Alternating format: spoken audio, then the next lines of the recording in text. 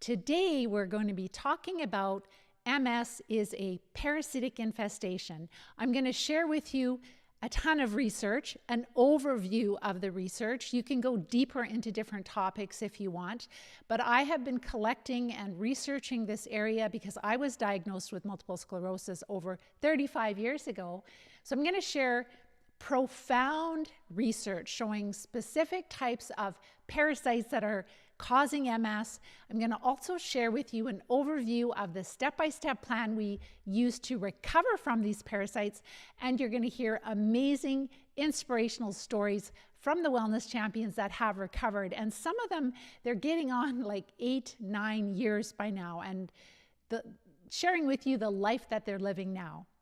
If we haven't met, my name is Pam Bartha, and I'm the author of Become a Wellness Champion and the founder of Live Disease Free.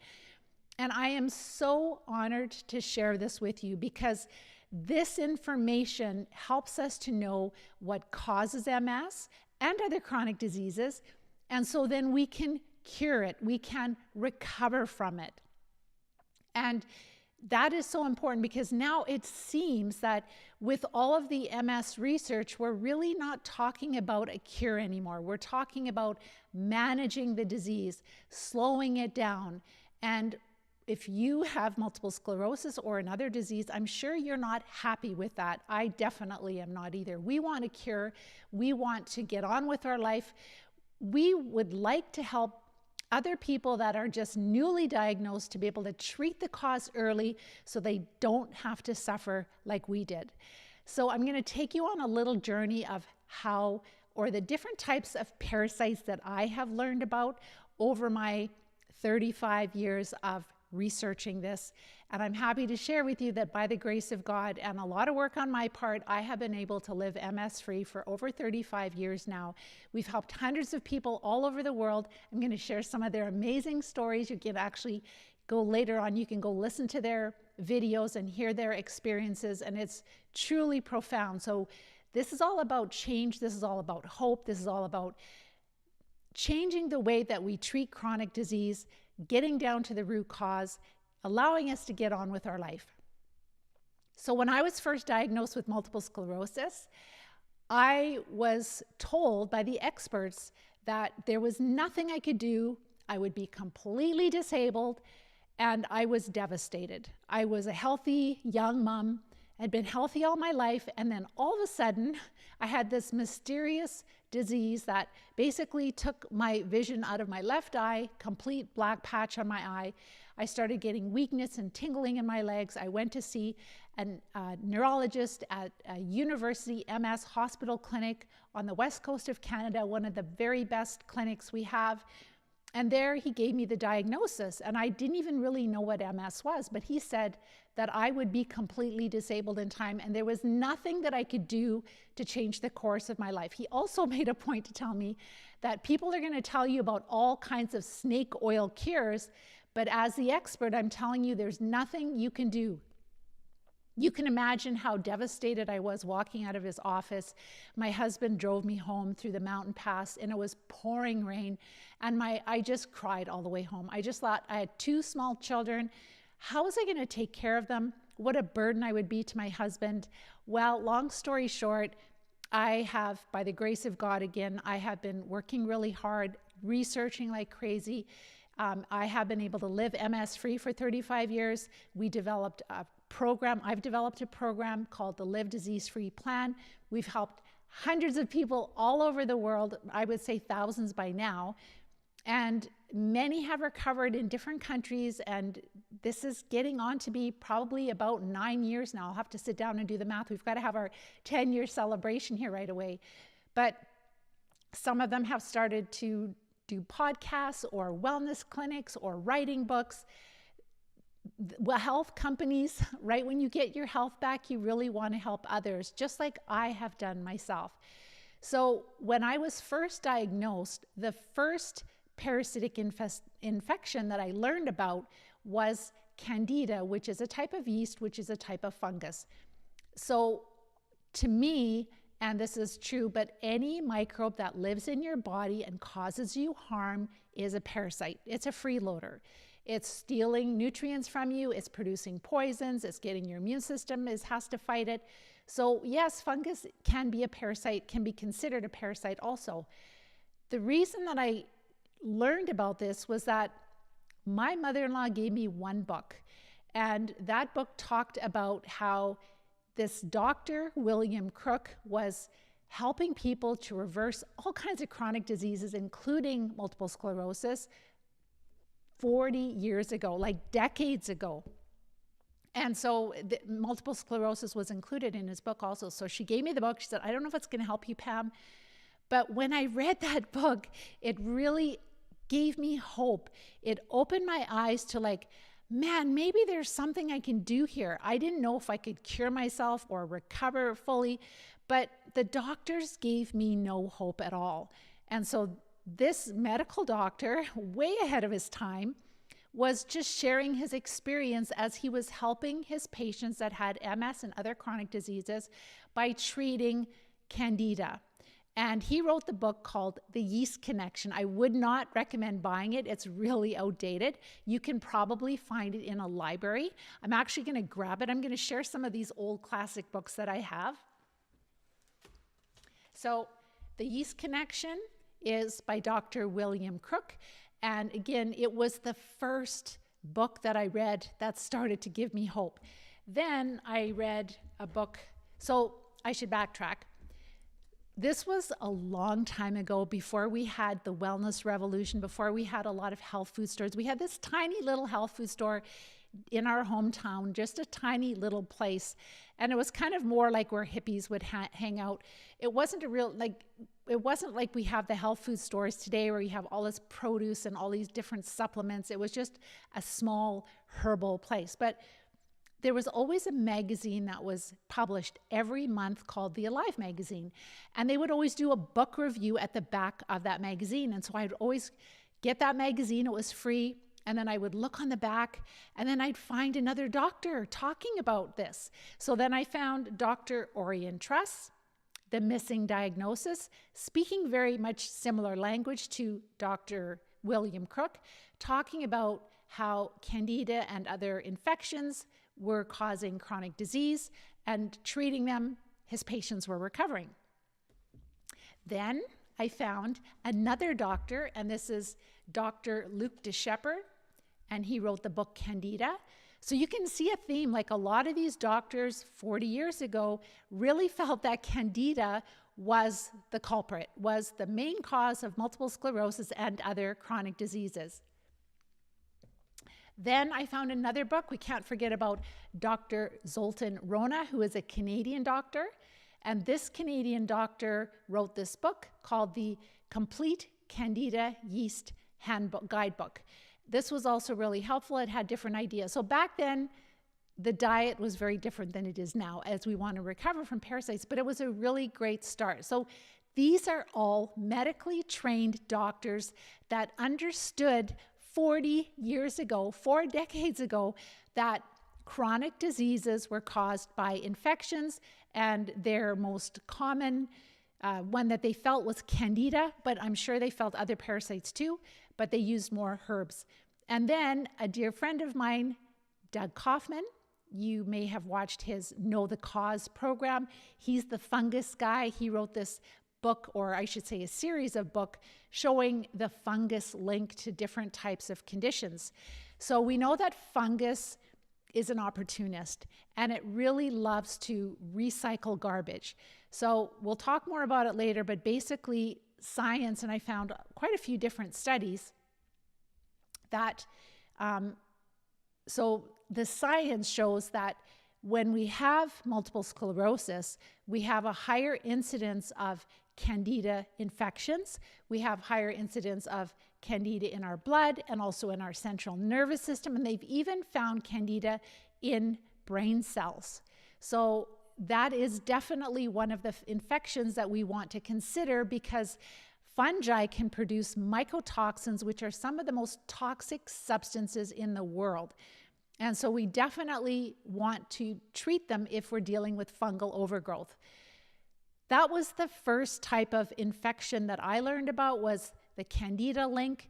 And we didn't even know much about mold. Now, a lot of the integrative doctors do understand that mold is also an issue, and that's another type of fungus. Then, maybe 15 years ago at least, I started to learn about the vector-borne infections associated with Lyme disease. And this is really, really huge.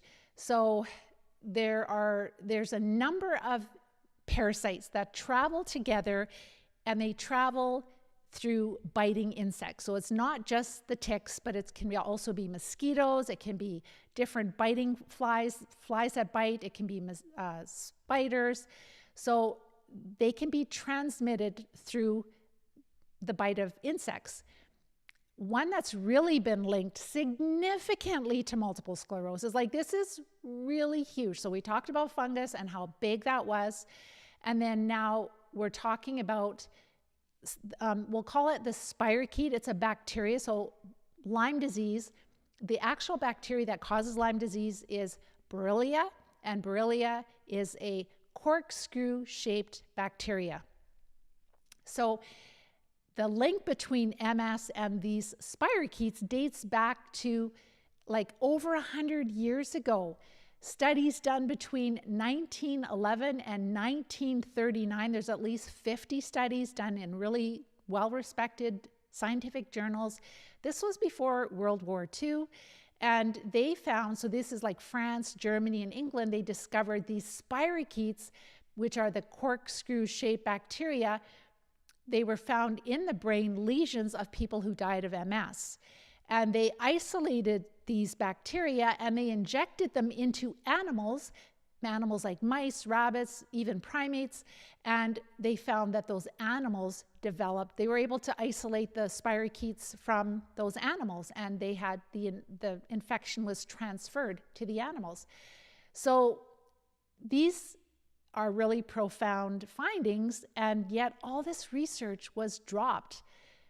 So these researchers, like early 1900s, they knew that there was this spirochete bacteria, and the reason they felt that it was so significant is because the Borrelia spirochete is very similar to the spirochete that causes syphilis, and they understood that syphilis is a bacterial infection. It's a spirochete also. When it gets into the central nervous system, it causes so many neurological symptoms like multiple sclerosis would have. And so they were like, well, it's like the same type of spirochete, and we know what it does what syphilis does in the brains of people. So this is really significant. But all that research got dropped. All of it just disappeared. Nobody talks about it. That's on our website, livediseasefree.com. Under research, you can find links to some of these studies. They're really old. I talk about them in my masterclass training.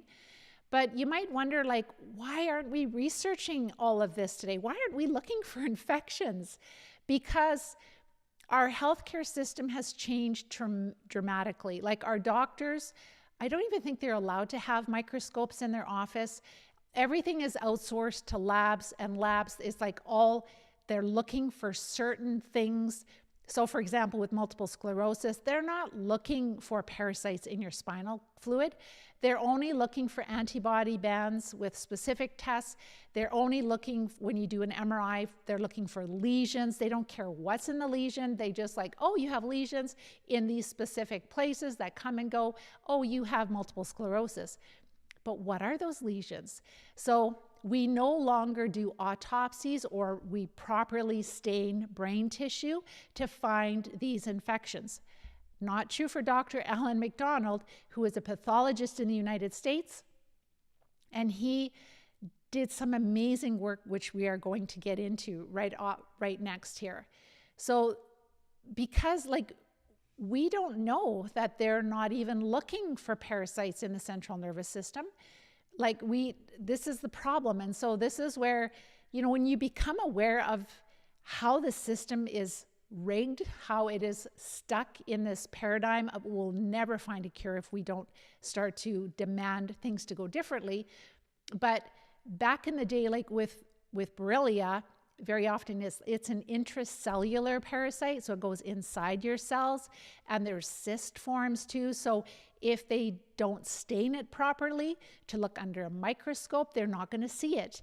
And then obviously our doctors don't have that skill. They're really busy. They're kept busy with just seeing patient after patient after patient really quickly, and they don't know how to do all this proper staining to find these parasites.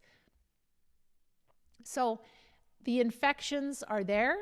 They're just not visible because we're not looking for them, and we're not, the people that do know how to stain, they're not having access to this, except for like Dr. Alan MacDonald, and we'll talk about that in a minute. So again, the spirochete link with multiple sclerosis, this Lyme spirochete Borrelia link is really, really significant. Is it always Borrelia? I don't know. It has never been proven, but there are so many other things that cause us to understand that Borrelia is probably a really big part of multiple sclerosis. So the spirochete, the Borrelia spirochete and the syphilis spirochete, they are part of the same family of bacteria. They cause many of the same neurological symptoms that we would see in the central nervous system, identical to multiple sclerosis. Dr. Alan MacDonald stated, since spirochetes are the cause of neurodegenerative diseases in syphilis, could it be that spirochete or Lyme spirochetes are wholly or partially responsible for the neurological degenerative diseases like ALS, MS, Alzheimer's, Parkinson's that we face in our country? So he did provide evidence, Dr. Alan MacDonald, and I've shared this on my masterclass training, where he showed that Borrelia was inside worms, like small roundworms that he found in every MS subject tested. We're going to talk about those worms in a minute, but they were loaded with Borrelia. And then he also found Borrelia in the spinal fluid of MS patients. He also found Borrelia present in the myelin sheath of nerve cells in Alzheimer's patients. So if they can infect the myelin of nerve cells in Alzheimer's patients, and we know that they are present in MS, central nervous system, they could definitely infect the myelin inside the myelin of MS patients also. So he is absolutely amazing. He should have won so many awards for the work that he's done. If you ever find his work, I don't know if he's still studying, but he had some GoFundMe or some fundraising. Just make sure to support it, because he has done this work on a shoestring budget. He didn't need millions and millions of dollars. He simply got permission to get the remains of MS patients that had MS died, and their remains were preserved in brain banks. And so he was able to use that, and he just looked and he found he was the only one that's done this. And since then, nobody has tried to disprove him. Nobody has looked, and he found those little roundworms in 10 out of 10 MS subjects that he analyzed. And they were loaded with Borrelia that causes Lyme disease. Dr. Klinghardt is one of my hero doctors that I've studied a lot under. I have so much respect for him. And he is a Lyme expert also, and he has reported that at least 90% of his MS patients test positive for the Lyme spirochete, Borrelia. Then we have the National MS Society, their website. They took this down, but I did take a copy. But basically, they were stating that Lyme disease, I shared this on my masterclass training. You can see this screenshot that I got from their website. That is not there anymore. Maybe it was too confusing. But they stated that Lyme disease patients and MS patients can have many of the same symptoms, and they both have MRI and lumbar puncture abnormalities that are very similar, and they can both have antibodies against Borrelia and Lyme spirochetes. But they said the only difference is that when you have Lyme disease, you respond to antibiotics, but when you have MS, you do not respond to antibiotics. And that last statement is so inaccurate, because if you've had chronic Lyme for years, you don't respond well to antibiotics. If you've had, and then also there, I've shared on my masterclass training that they have a lot of studies that they funded, not a lot, they have a few studies that they have funded that show that antibiotics do help MS patients. So in this one, I don't know which country it was in, but the National MS Society, they stated that antibiotics don't help MS, but for Lyme disease, antibiotics help.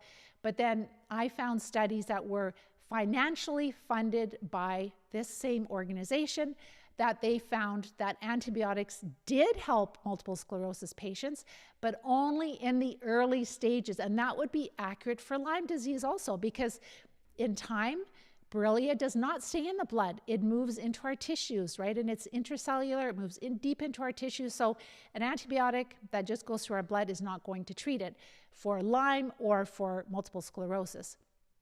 So we have the MS Society giving us all of this evidence also. So again, this is a forgotten science that started over 100 years ago. It is so brutal. Like, I'm just sharing and sharing and sharing, and I'm hoping you guys will help me to get the word out. I'm hoping you guys will share this with different groups. People don't know, they've never heard of it. Even the neurologists don't know about this. They've been sheltered from this.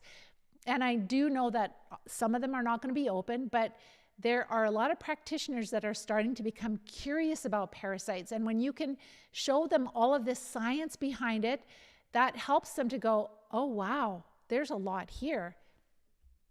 Let's talk about Dr. Alan MacDonald. He is absolutely amazing.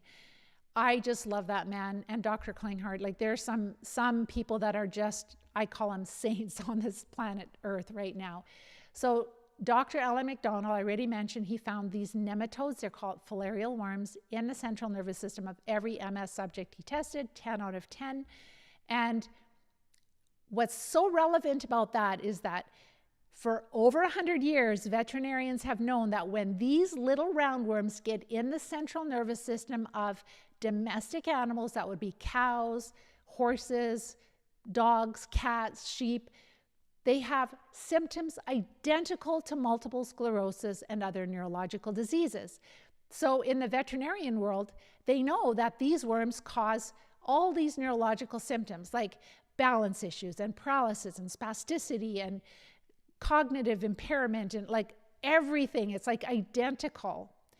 I think that it just depends where the parasites are located in our central nervous system as to what symptoms they're causing and how many are present. So he found them mating, he found them in clusters, he found all of their waste material, the awful guck they leave behind, and he found that they were loaded with Borrelia inside. They could have had other parasites too, but he only looked for Borrelia because he is a Borrelia expert. So that is incredibly significant, and nobody has tried to disprove his findings. Nobody. Why? Because there is no money in it. This is the frustrating thing, is that they will only fund when they are looking for a new patentable disease-modifying drug that they can charge a lot of money for, maybe $100,000 a year. Treating parasites is not good business. So he not only found nematodes, but he found developing tapeworm, so like larva. So that's the immature form, and a lot of times these little larvae, they are in sacs in our brain, and that is called neurocysticercosis. I've done a blog post on that, an article on our website, Live Disease Free. So I'm just doing an overview of all of this. You can find, if you just say Live Disease Free and Lyme disease, you're going to find blog posts. You can do Live Disease Free and fungus, you'll find blog posts. So you can go deeper into these topics. But he found tapeworm larvae, and again, neurocysticercosis is like so many neurological symptoms that are just identical to MS and other chronic diseases, and he found them in every MS subject he looked at. He did find, I think it was 2 out of 10 MS subjects, he actually found developing juvenile tapeworms, like starting to grow in their in their brain, which is crazy. So he's literally the first researcher to find live parasites in the central nervous system of MS patients at their time of death. That is huge. He deserves a Nobel Prize for that. So since learning about his work, I've had the amazing privilege to study under different doctors and understand like how they are incorporating not just the herbs, but also parasite drugs. And our students have been incorporating that in very specific, safe plans that they're treating, effective plans. And if you want to see what our students are passing, go to Live Disease Free and Roundworms, and you'll find the blog post there, and you'll see a bunch of pictures of what our students are passing. Go do a search of Live Disease Free and Flukes. A lot of our really, really sick students, I'm not a doctor at all, I'm just a coach. I just guide and direct them to the right information. And so a lot of them have flukes, as did I. And flukes are so pro-inflammatory. And yeah, we can have Candida inside of us. We can have Borrelia, which are these tiny, tiny little bacteria. But we can also have these horrible, huge worms. And like some of the ones I've passed are like 3 to 5 inches. Well, I would say maybe 3 to 4 inches long. But I've seen 5-inch flukes that students have passed, and they're flat and they're wider. So they're like maybe 2 to 4 inches usually on average, but they're about 1 centimeter wide, and they're flat. They're very characteristic. It's not like a little piece of food, and they're really pro-inflammatory. So we're getting better at treating all of these different types. But if you want to see what they look like, because it's really hard to find pictures of flukes, if you just do a Google search and you look, you get these like drawn pictures or cartoon type pictures. But why are they hiding this from us? Like, and then too, like we think, oh, well, you read the research, it's like, well, no, flukes, you'd have to get them in Asia, you'd have to get like water plants and things.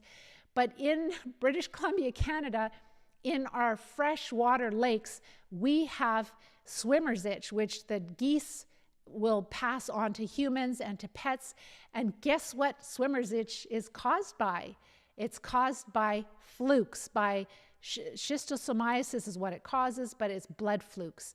And I was just like freaked out when I heard that, because my son, when he was really young, he was swimming in the lake, and we had pets swimming in the lake, dogs, and one dog got really bad swimmer's itch, and then my son had these big welts on his leg, and I thought it was bacterial until I've been like studying flukes more. So what happens is we can be exposed to flukes at some point in our life, and our immune system is supposed to get rid of all of them. But if they don't, if our immune system is not able to clear all of it, then some of them will grow and they will start to mature, and then they will start to lay eggs and they will hatch. And we have like, some of these parasites can lay hundreds of thousands of eggs in a day. And the flukes can live for 20 to 30 years inside of us. Like, that's their lifespan. I'm not saying that you'll have a fluke infection for 20 to 30 years and then it's gone. It's no, these worms can live for 20 to 30 years inside of us. It's so disgusting. So that's been a really big eye-opener for me, is the flukes, because that is something that it's really hard to find a lot of information about them, and treating them is challenging. We have to use a combination of drugs. And so some people will have blood flukes, and they will really infect the bladder and cause a lot of bladder issues. And then we can have liver flukes that will, and some of them are giant liver flukes that will infect our liver and, you know, the liver gallbladder meridian, and then we end up getting our gallbladder removed. And then some are intestinal flukes that like to live in the intestines. So that is something that we have learned a lot. I have seen, like, I'm sure at least 1,000 pictures by now from our students. They're really good. Like, as they're passing these worms, they're laying them, they're dead, laying them on parchment paper, on tin foil. They're putting a ruler beside it so we can tell. And that's part of how they are figuring, and I'm helping them to figure out their game plan. Because if they are passing flukes and they test well for fluke medication, and they have certain neurological symptoms, like all of that, it all helps to bring us to a more effective treatment plan. Because what breaks my heart is there are so many people that know they have parasites and they're just grabbing at like, oh, I'll just try. I heard that albendazole and fenbendazole and ivermectin are really good. They cure everything. They don't.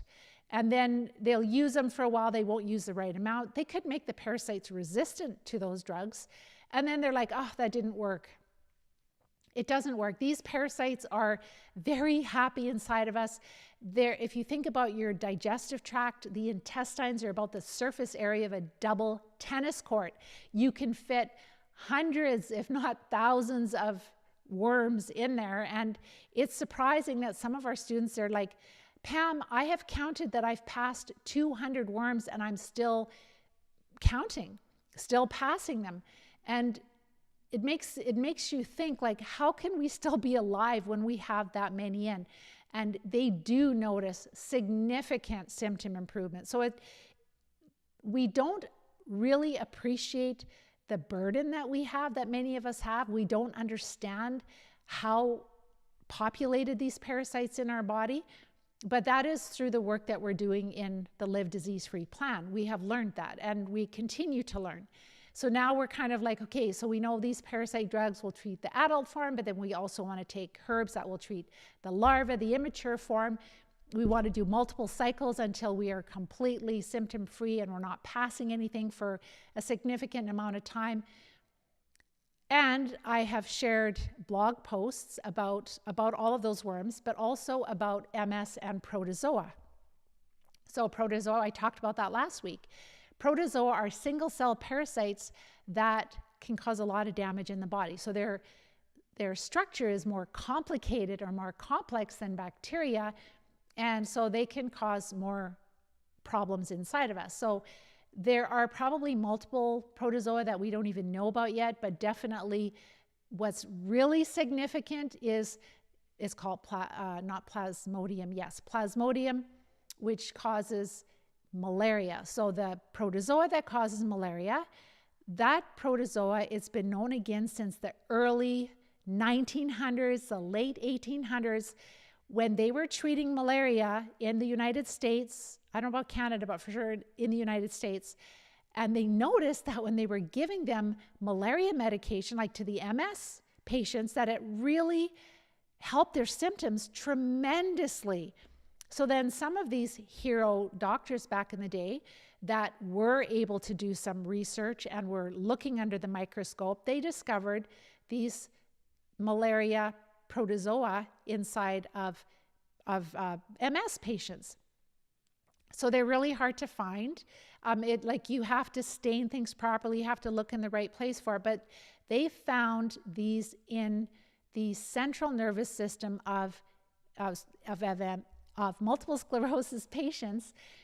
And also later, there's a connection between babesia and multiple sclerosis. So the Plasmodium and babesia, they're very similar protozoa. They infect our red blood cells, and they cause our red blood cells to be defective, and then they are sticky and they clump together.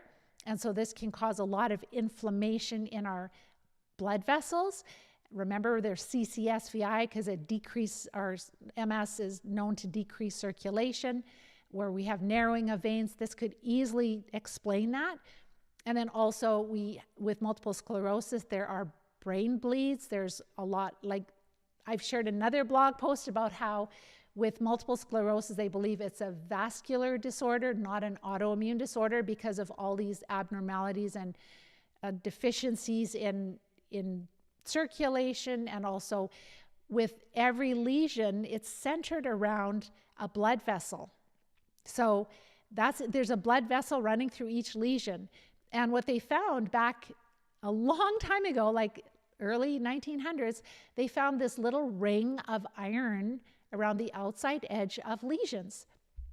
That would make sense, because if you have like a ruptured blood vessel because your red blood cells are clumping together and it's plugging up an artery, and so the artery, it's not an artery, pardon me, it's a capillary, very, very small blood vessels, then all of a sudden that capillary breaks, then you have a brain bleed, then you have red blood cells, and all kinds of things that are in the blood that should not go into the central nervous system are going in there. And do you think the immune system is going to get involved? Absolutely. It's going to be like, oh my gosh, we've got a big damage here. We've got all this material that is going to hurt our brains. We need to get it out.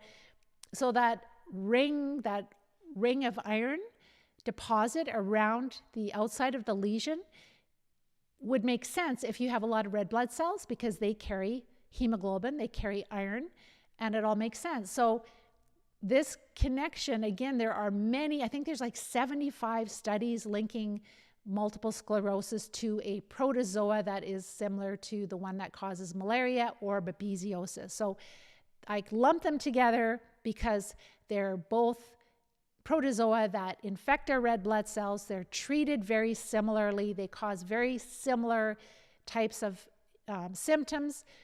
And it is something that's really common in multiple sclerosis and in other chronic diseases. So like the babesia can cause a lot of air hunger, where you walk up the stairs or walking up a hill, you just like, this is ridiculous. I should be able to breathe, but you just can't catch your breath.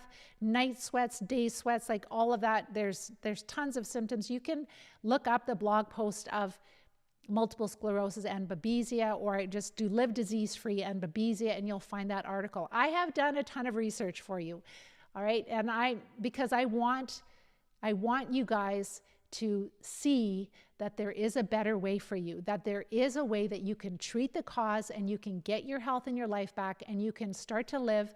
I love my life. I'm so grateful. I have a lot of grandkids. I have animals. I'm outside a lot. I work a lot. I have so many things to be grateful for, and I want other people to have that same opportunity, especially when you know the truth and it's so frustrating that it's hidden from us. So again, big thing that MS is considered to be a vascular disorder. Look at that blog post that I have. That is huge. So I don't know if every single person that has MS has Borrelia and babesia and like all of these different parasites, but what I always like to say is that think about like these different chronic diseases like ALS, MS, Parkinson's, Alzheimer's, like all of these different diseases, that is like a lawn, like your front yard, your lawn. If you have thick grass, healthy, you fertilize it, you water it, it's really hard for the weeds to take hold. But if you don't water it often and some of the grass dies back, then what happens is you get these patches and the weeds move in, and you will get many different types of weeds that will move in. And that's exactly what happens inside of us, is that we should have this ecosystem, this rainforest of health promoting microbes, thick layer of them, diversity, and that protects us from parasites. Not all, it doesn't protect us from all, but it really decreases the risk of us having a parasitic infestation. But then some of us, like myself, are on antibiotics a few times or many times. I was on antibiotics many times when I was young, but also as a teenager for acne. And I used tetracycline, which is a broad spectrum antibiotic, which really devastated my ecosystem. I lived on a farm. I was exposed to all the parasites that, are farm animals, and I was in the dirt, and I was playing, and I was having a good old time. And so as a young child, I had stomach aches, and I would be, if our family would eat like a hamburger, I'd be just laying on the floor with a stomach ache, or if I had some sugar, I was terribly constipated. So way back then, I was out of balance. It's called dysbiosis. And so I'm just scratching the surface. I've done a lot of other different types of blog posts. Go to livediseasefree.com, go under our blog post. You'll see, just look at the topics, go back and back. So, they gave one really well done 4-year study. They gave MS patients levomizole and a control that didn't. And they noticed that people on the levomizole, where they had that parasite drug, they had less MS flares than the MS patients that didn't get the parasite drug. There's also another study where they found that Oh dear.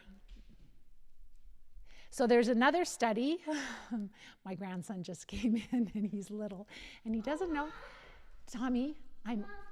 Lollipops? No, I don't, honey. You have to go home because I'm on. We don't have lollipops? Okay, you gotta go. Okay, bye. I'll talk to you. I'll come, I promise, as soon as I'm done, okay? I should have brought him on, but I don't know if his mom wants him to be a star, a movie star right now. Thank you, Tommy. That's one of my grandchildren he's only like 3 years old, so he's pretty little yet. So, okay, I was just like, am I gonna get him to leave? Probably not, because he loves to be here.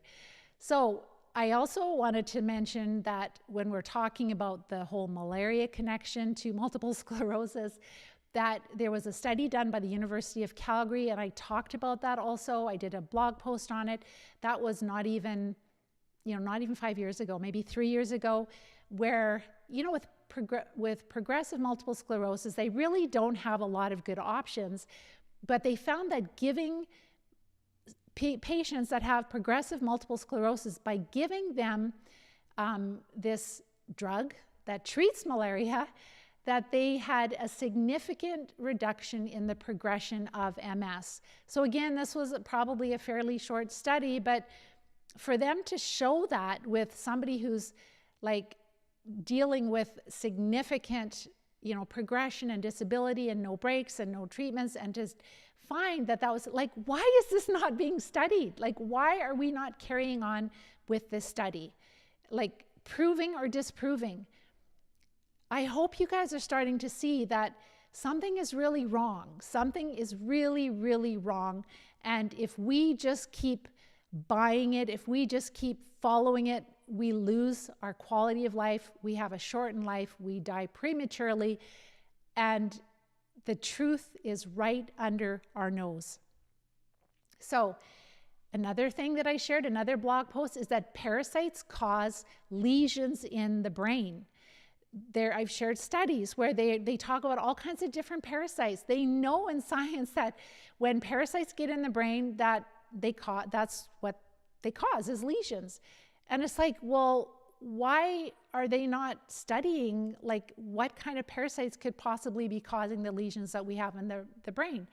I also talked about high lactate or high lactic acid in multiple sclerosis. That's another really, really significant find in the spinal fluid of MS, and that's really linked to increased progression of disease. And we know that there are many different types of parasites that can cause lactic acid. So this is Candida, and also, let's see what other ones, where did I put that? So Candida, malaria, Lyme disease, and these are all things we're talking about today. So high lactic acid in your body, in your central nervous system, causes us to be more acidic, and that can throw off the biochemistry in our body. So we can because what'll happen is we have a lot of acid. Many of us know we're acidic when we're sick, and because that's something that we've kind of studied, but then our body tries to keep us alive, so it's going to use up a lot of minerals and electrolytes to buffer the acid to keep us a little bit more alkaline so we can stay alive. So we become deficient in electrolytes and minerals, and then it could be muscle spasms because we're deficient in certain minerals or electrolytes. So it's not necessarily always that the parasites are directly causing damage to our tissue and our nerves, but sometimes it's the changes that they cause inside of us, the toxins they produce, the imbalances they cause, that cause a lot of the symptoms that we have. So it's so huge. And then just recently I talked about glutamate. So years ago I studied how in ALS there is like dysregulated glutamate, which is a neurotransmitter. And that neurotransmitter, it excites our nerves. But I didn't realize that it's also present in multiple sclerosis. And there are many studies that are linking high glutamate in MS, and this is like getting on 20 years. Nobody's looking at why there's high glutamate. Like, why don't they care?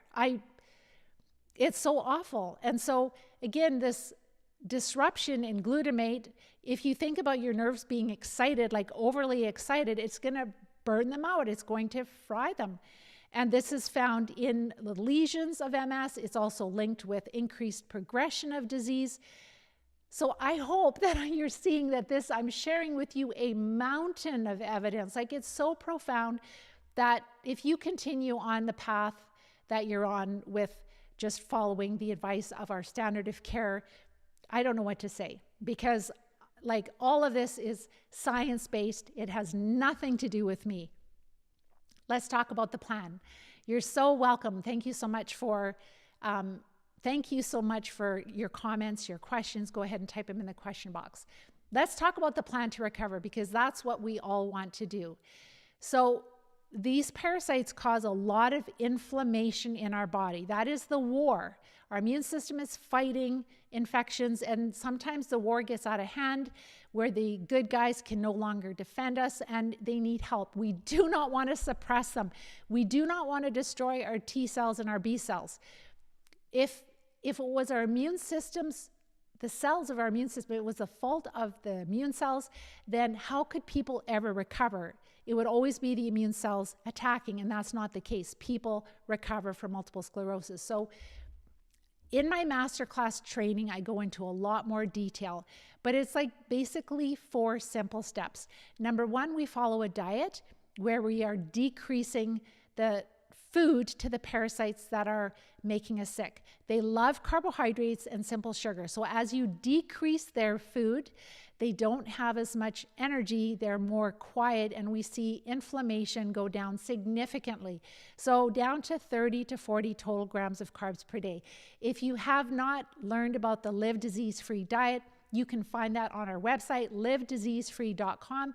Go under research, you will see there a link, you'll see the guidelines, you'll see some meal ideas, you'll find a cheat sheet. Start to implement it. I can't remember if it was last week or the week before, somebody from the general public was commenting and they shared like, I'm starting to follow your diet and I can start walking better. Like, that is what we see. That is more than any MS drug will ever do for you, is just following this diet. That's number 1.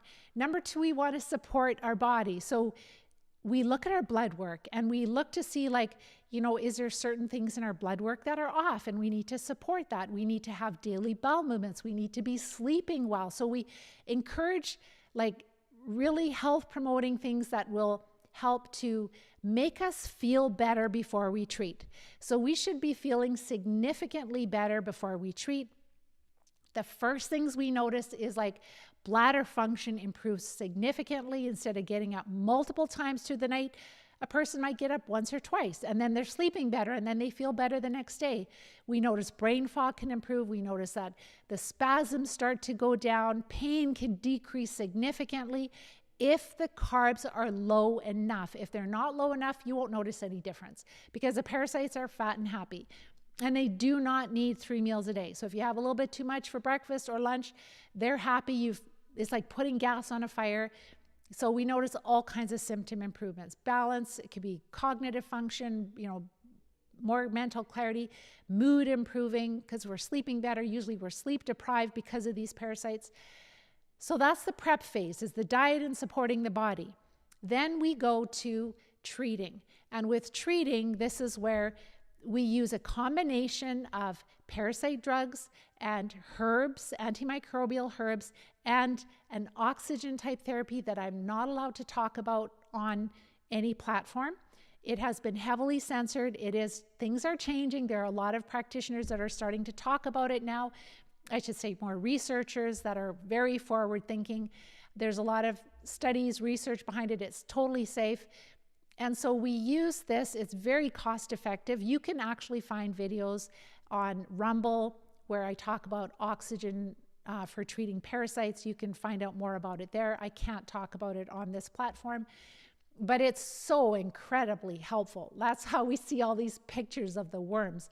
We can use oxygen in enemas, and that helps to kill the larger parasites and small ones, but we don't see the small ones, but we see the large ones.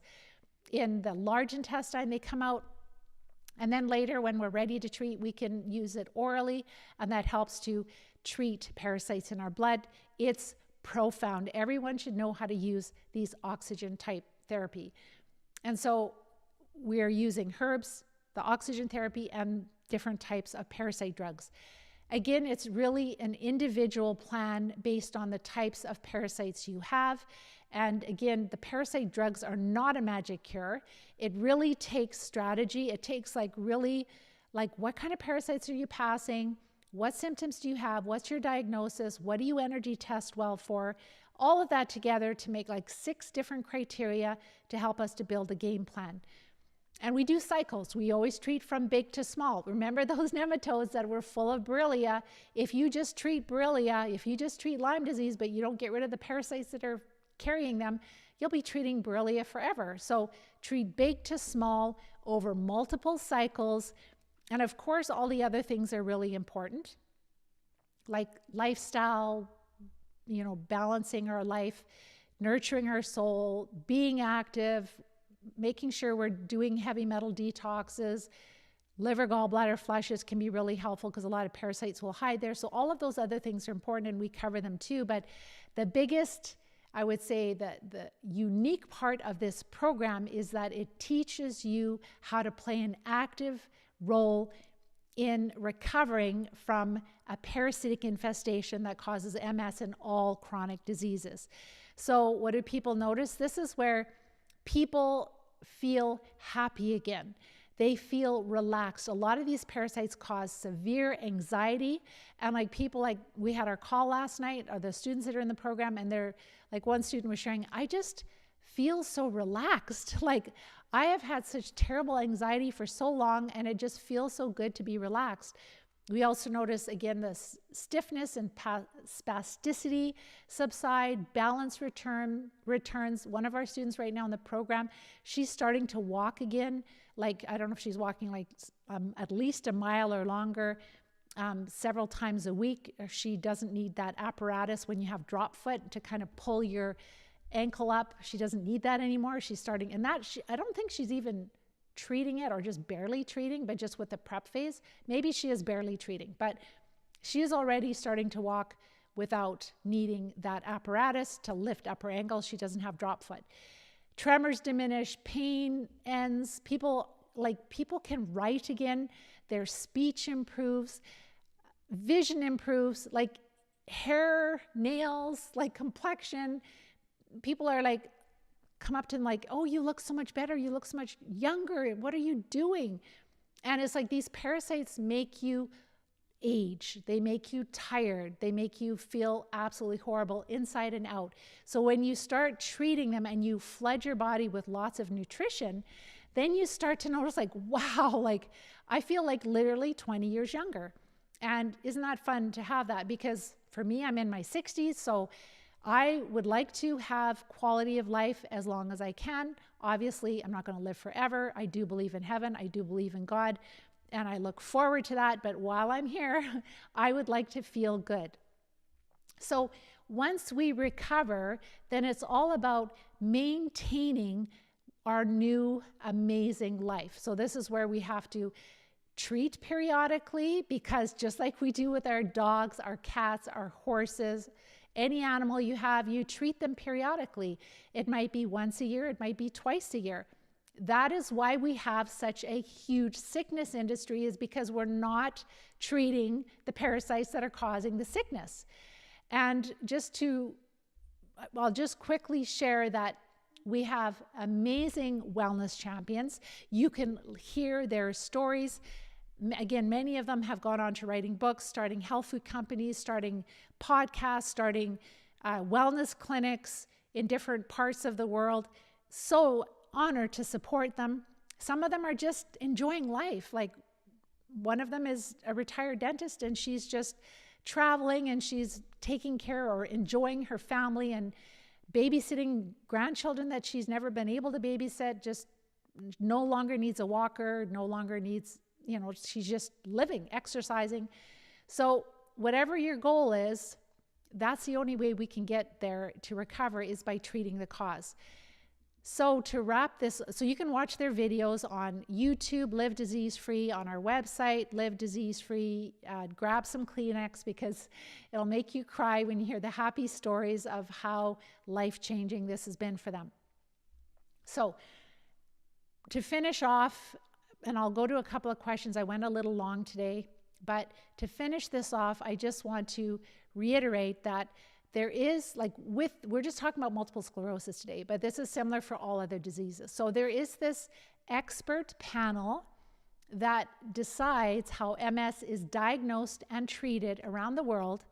And all of the different health authorities in different countries have to follow what they are recommending. And so they are recommending MRIs, looking for lesions in specific places that come and go. And they're also possibly looking at lumbar puncture or spinal tap for antibody bands. It's kind of like a secondary, to get a second opinion, like if they're not sure. Over the years, those lesions, they're like, well, no, it can only be here, here, and here. And then, well, no, now you can have lesions in different parts. Oh, well, now we'll update it and you can have lesions. So that's been changing. That's a target. And again, what's causing the lesions? Why aren't we looking for a cure? Why are we not doing autopsies and looking for parasites? Those are really important questions. And when you look at the back of the MacDonald criteria, it's a PDF you can find online. I've shared this, and just look at who is funding these different experts. It is all the companies that are selling the MS drugs. So the people, the companies that have the product that they want to market to MS, they are influencing the people that are deciding how MS is going to be treated. So they're like, yes, we have to look for only these two things, and we have to suppress the immune system because the immune system is destroying our nerve tissue for no reason. And that is a bunch of baloney. And that has to change. And this is where you guys can help me to get the word out, because I have shared a ton of evidence that MS is caused by a parasitic infestation, different types of parasites, probably in different patients that have multiple sclerosis. It's not, and that's why it's hard to find a cookie cutter approach for everybody, but it's not that hard. We have people that are recovering, people that have recovered, and they've maintained their recovery for at least 8 to 9 years by now. So that's proof in the pudding right there. So I will go to your questions really quickly. Hello, Anna. Hi, Trez. Hi, Dina. Your email link does not take us to the right landing page. More people would be here. Oh, that's really bad. I will double check on that. Okay, I will check. Thank you so much for telling me that. We'll check with our admin. Hi, Anne-Marie. You're excited to be here. I'm so honored to share this with you. Hi, Kennedy. Hi, Janice. So crazy how the best studies are ignored, blocked, or defunded because there is no money in treating parasites. That is the whole bottom line. They have to keep this gig going because otherwise they cannot sell their disease-modifying immunosuppressive maintenance drugs that people have to use for the rest of their life. A lot of, like in certain countries, a lot of practitioners get kickbacks for prescribing these drugs also. Rob, how do you get them out of the muscles and tissue then? So this is why herbs are not enough. There are specific parasite drugs that will work systemically in your body. And it's important to have lots of fat with your meals when you're taking them so they're absorbed more. But this is why it does require using strategy to recover, especially when things have gotten out of your intestines and moved into your blood in different parts of the body. Thank you so much, James, for your kind words. Hello, CJ. What would cause skin to twitch? Again, there's a nerve that is being irritated, and it could be any parasite that is close to that nerve. So it could be small worms, it could be protozoa, it could be Borrelia, I don't know. And so this is why we just assume that people have, just like a weedy lawn, we know that they've got dandelions and different thistles and different types of weeds. I can't remember all the names of them, but there's many different types of weeds, and they're they're just awful. We can never totally, we have to learn to live with them and to manage the weeds, and this is what we have to do with our parasites. We have to learn how to manage them. So a muscle twitch, so it could be caused by a parasite directly, but it could also be caused by the disruption the parasites cause. So maybe there's a disruption in certain minerals or electrolytes, and that might cause the twitching also. Yes, Ryan said, Pam helps us to remove the weeds in your body. Awesome. Hi, Christy. You're so welcome. Hi, Kay. Hi, Ace. I'm going to let you guys go. Just keep typing your questions in the question box. Just a couple more here. Over decades, would parasites cause us to have more fatigue? Absolutely. That's one of the main symptoms of the parasitic infestation is we become more and more tired. What types of parasite meds do you use? Charlene, it really depends on what type of parasites you have. I've talked about parasite drugs in other talks that I've done. I don't really want to get into that right now. There is no cookie cutter approach. You have to use, like if you have roundworms, there's specific parasite drugs that are helpful for roundworms. There's some for flatworms, for tapeworms, flukes, and different parasite drugs for the protozoa and for different types of protozoa. So you just literally have to go through the same plan of like, what parasites do I have? And that is not based on stool tests because we don't have good stool tests, unfortunately. We have to use other means, which is the energy test results and those others. So go ahead and keep typing your questions in the question box.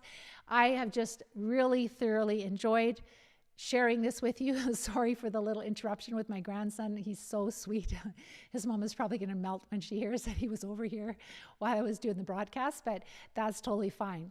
That's what we live for, is our families, right? So if you really appreciate what I've shared, the hours and hours of studying that I've done, please share this widely with practitioners, all kinds of people, groups, people that are, anyone that's willing to listen and hear. And if you are dealing with a parasitic infestation, or maybe you're just like, wow, that sounds really interesting, possibly, but I don't know, I need to do a little more digging, go to livediseasefree.com and start to look at these blog posts. When you're ready to treat, if you need support, make sure to reach out to me and we've got a plan that's proven that can help. It doesn't matter what country you live in the world, it will help you to learn all of this, and this is a skill that you must have so that you can play that active role in your healthcare. You can make sure you get the right treatments, the effective doses, to make sure that you are using the right drugs and recovering. And then once you have that skill, you can make sure you never end up in this position again in the future. So with that, watch my masterclass training, which I share all of the steps in greater detail. And if you want to book a time with me because you're interested, you want to make sure it's a good fit for you, the Live Disease-Free plan, you will be able to do that if you fill out the form. And then watch the Coach-a-thon because that goes into even more detail about how we're going to work together. So you can have a lot of your questions answered even before you chat with me. So with that, I hope you have a wonderful week and we will talk to you next week. Take care. Bye-bye for now.